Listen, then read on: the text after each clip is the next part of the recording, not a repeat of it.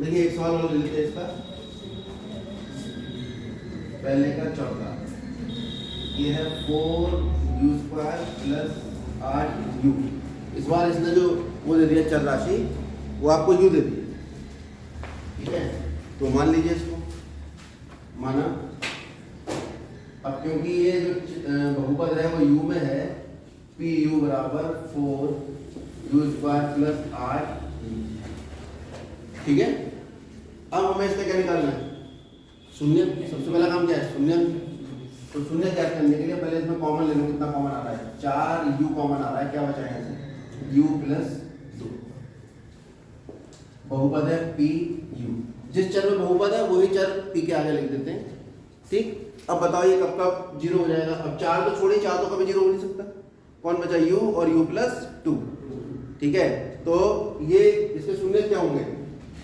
बहुपद के pu के शून्य ज्ञात करने। u बराबर ले लेंगे 0 तथा u प्लस 2 बराबर ले लेंगे 0। तो u बराबर 0 हो गया तथा u बराबर कितना आ गया? -2। तो एक शून्य क्या है इसका? अल्फा कितना आ गया? 0 और बीटा कितना आ गया? तुरंत निकालेंगे। अल्फा प्लस बीटा 0 प्लस -2 कितना आ गया? क्योंकि प्लस माइनस माइनस 0 में प्रतिरूप है। अब आप बहुपद देखो कितना है आपका, ये इसमें u का गुणांक कितना है? 8। और u के घात 2 का गुणांक कितना है? 4। पिछली बार मैंने जब आपको फॉर्मूला लिखवाया था तो मैंने एक फॉर्मूला लिखवाया था, शून्यांकों का योग बराबर -x का गुणांक बटे x की घात 2। यहाँ पर शून्यांकों का योग, अब यहाँ पर इसकी तुलना किससे करी जाए? अल्फा प्लस बीटा का मान तो निकल आया। अब pu बराबर हमारे पास है कितना? 4u² plus 8u। इसकी तुलना किससे करी जाए? au² plus bu plus c। क्योंकि अब x की जगह कौन आ गया? u आ गया। तो मैं बहुपद भी इसमें रखूंगा, तुलना भी इससे करूंगा। से क्या करना पड़ेगा हमें? तुलना। यानी जो वेरिएबल आएगा हमारे पास, जो चर आएगा, हम x को उससे बदल के तुलना कर लेंगे, उससे गुणांक पता लग जाएगा। जब तुलना करेंगे तो a का मान कितना आ गया? 4। b का मान कितना आ गया? 8। और c का मान, क्योंकि c है ही नहीं, अचर पद है ही नहीं, तो वह शून्य हो जाएगा। तो -b बटा u निकालो। b बटा a कितना आएगा? -b का मान है 8 बटा 4 -2 -b बटा a। अब साफ साफ पता लग रहा है अल्फा प्लस बीटा बराबर -2 है, और ये किसके बराबर आ गया? -b बटा a के। तो यहाँ से पता लगा अल्फा प्लस बीटा किसके बराबर आ गया? -b बटा a। ये शून्यांक और गुणांकों के मध्य संबंध स्थापित हो। उसके बाद हम अल्फा बीटा निकालेंगे। 0 गुणा -2 कितना हो गया? 0। फिर c बटा a निकालो। c तो 0 है, बटे 4 कितना हो गया? 0। तो अल्फा बीटा किसके बराबर आ गया? c बटा। ठीक है। तो आपके पास हम देख रहे हैं अल्फा प्लस बीटा बराबर -b बटा है, और c अल्फा बीटा बराबर c बटा है। तो शून्यांकों गुणांकों के मध्य संबंध सत्यापित सत्यापित। ठीक। अब हम इसको एक और तरीके से करेंगे, ठीक। दूसरा तरीका भी देख लेते हैं।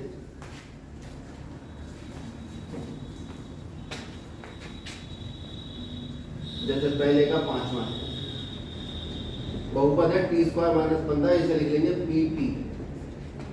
मान इसके टुकड़े करो, होंगे नहीं, है ना। क्या करें? t² 15 पर वर्गमूल लगा लो और वर्ग लगा दो, क्योंकि वर्ग से वर्गमूल कट जाता है। पहले भी मैंने बताया किसी भी संख्या में वर्गमूल लगा कर वर्ग लगाओ, चाहे वर्ग करके वर्गमूल लगाओ। अब बन गया a का वर्ग माइनस b का वर्ग, और a का वर्ग माइनस b का वर्ग कितना होता है? a माइनस b गुणा a प्लस, ठीक है, क्योंकि a² माइनस b² होता है a प्लस b गुणा a माइनस b। तो a बराबर ले लिया हमने t और b बराबर ले लिया √15। ये वाली बात डिब्बे में लिख लेना ताकि आपको याद रहे ये क्यों है। अब इसके शून्य ज्ञात करने के लिए क्या करें?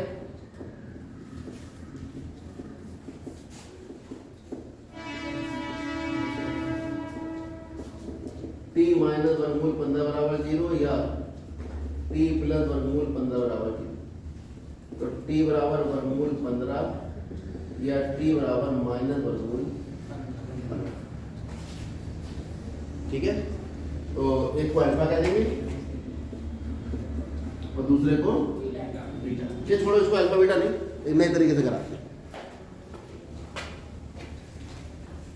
क्योंकि इसको हिंदी में अगर कहें तो ये तो कहेंगे शून्यांकों का योग बराबर माइनस एक्स का गुणांक बटे एक्स की घात 2 का गुणांक, या यू का गुणांक बटे यू की घात 2 का गुणांक।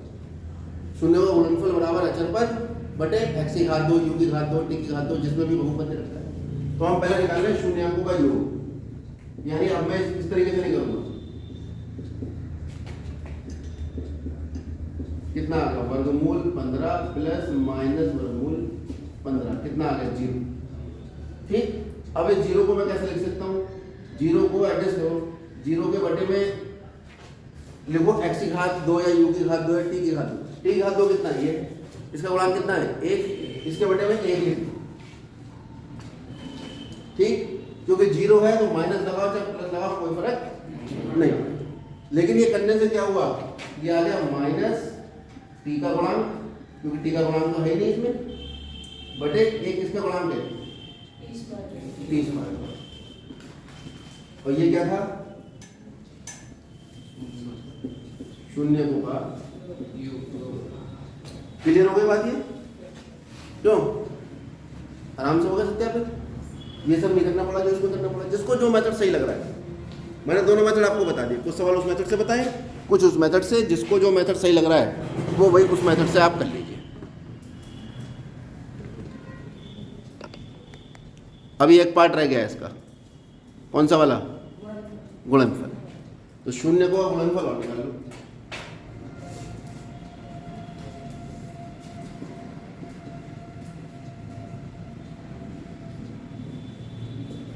बराबर कितना आएगा?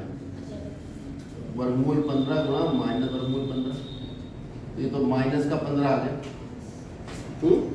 इसके बटे में 1 लिख लो, और माइनस का 15 क्या है?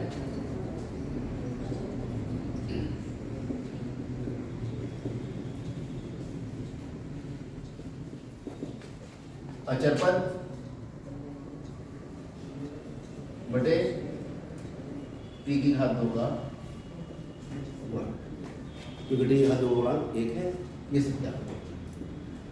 तो आप ये वाला काम यहां पर भी कर सकते हो। इस सवाल में शून्य निकालिए, कहाँ निकले शून्य? ये निकले। ठीक, तो हम यहाँ पे इधर कर देता हूँ साइड में। कौन सा प्रश्न था ये? पहले का चौथा। ठीक है, ये बहुपद था मेरे पास pu बराबर 4u² प्लस 8। और मैंने कर लिए थे इसके टुकड़े, आपको दिखाना होगा। 4u कॉमन ले लिया था तो मेरे पास आ गया था u प्लस 8। तो शून्य कितने निकल कर आए थे इसके? शून्य निकल कर आए थे u बराबर 0 और u बराबर माइनस का 8। ठीक जी सर, उसका बताइए जी सर।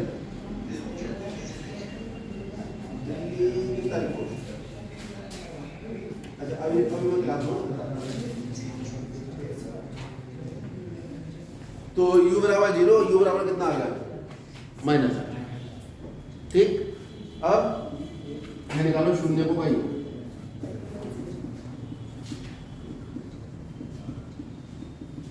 जीरो प्लस माइनस 8 कितना आ गया?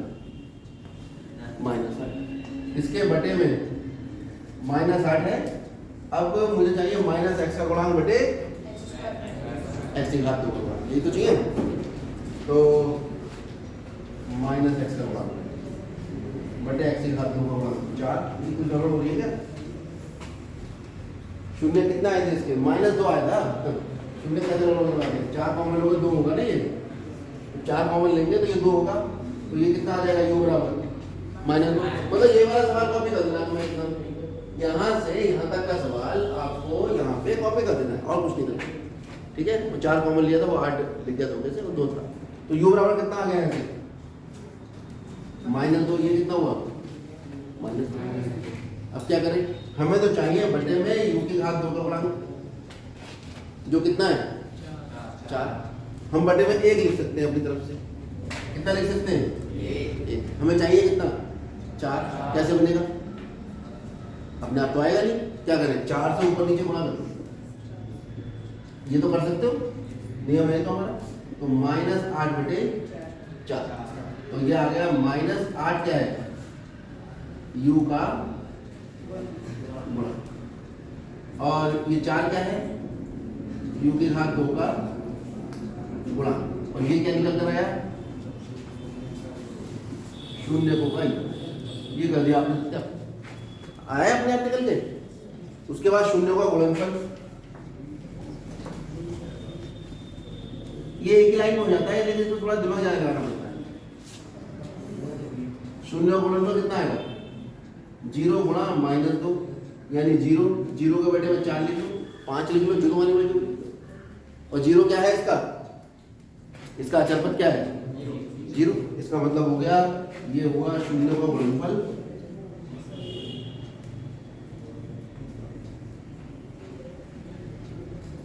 बराबर अचरपद बटे u की घात 2 का गुणा। हो गया सत्यापित, बिंदु सत्यापित। ठीक है, करिए।